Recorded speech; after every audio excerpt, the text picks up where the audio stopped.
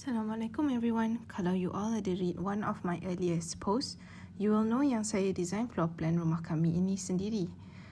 Untuk faktor privacy, saya tak boleh share floor plan rumah kami, tapi kalau you all nak check out our inspiration floor plan, boleh check out my previous IGTV video, Finding the Right Floor Plan. Video untuk tajuk ini saya dah pecahkan into 3 shorter videos supaya senang untuk you all digest. Part 1 of the video, saya akan cerita tentang bagaimana kami start the design process.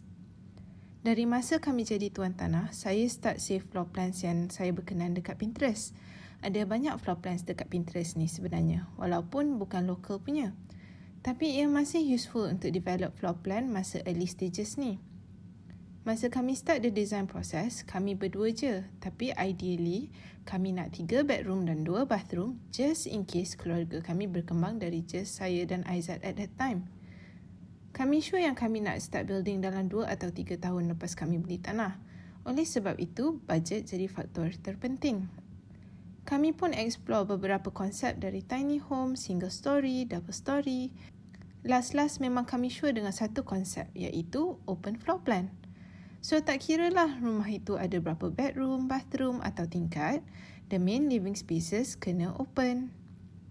Cara kami explore adalah melalui software SketchUp. Ia merupakan satu software untuk 3D modeling. Saya akan draw floor plan dan naikkan dari situ. Just untuk pengetahuan korang, sekarang ni ada SketchUp for web. Free je, tapi kena ada internet untuk pakai. Softwarenya pun tak susah mana nak pick up dan banyak tutorial dekat YouTube untuk belajar macam mana nak guna software tu. Okay, disebabkan budget constraint, design kami special. Design kami ada 3 phase. Phase pertama, studio apartment dengan 1 bathroom, workshop dengan car porch. Phase kedua, 2 additional bedroom, 1 additional bathroom, store pantry, activity room, main kitchen, living and dining. Phase ketiga, open activity room, convert jadi office or guest room, renovate pantry jadi bathroom, wall up workshop supaya boleh buat storage juga dekat situ, convert car porch to garage dan pagar batu or block keliling rumah.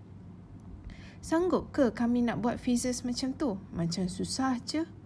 Kami sanggup sekiranya option tu tak memerlukan kami untuk ambil loan yang besar untuk kami start bina dalam masa terdekat.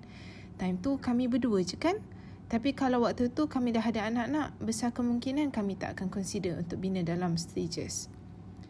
Saya develop the floor plan sampai phase kedua, lepas tu saya start terus jumpa kontraktor. Sebab nak tengok dengan budget yang kami ada, kami boleh build phase 1 sahaja atau boleh sampai phase 2.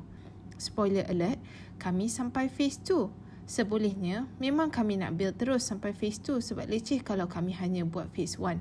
Dan bila nak buat phase 2 in the future, kena go through majlis lagi, construction work lagi. Alhamdulillah, our budget mencukupi untuk bina sampai phase 2 to a point yang boleh dapat CCC. The next video yang saya akan post esok is part 2, our must-have spaces, passive design and the mistake. The last part iaitu part 3, saya akan share our square footage, biggest regret, our future plans and our advice.